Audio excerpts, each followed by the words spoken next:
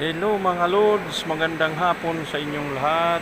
Gusto ko lang ipakita sa inyo ang aming ginagawa ngayon. Itong stainless tray.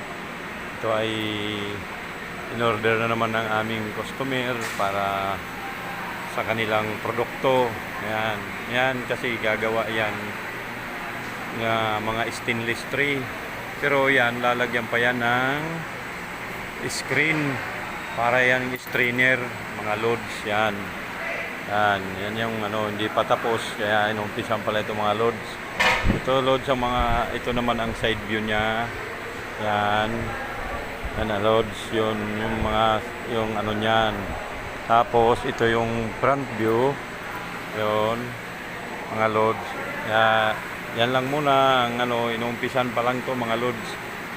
Hindi pa ito matatapos. Kaya abangan nyo na lang pag natapos to.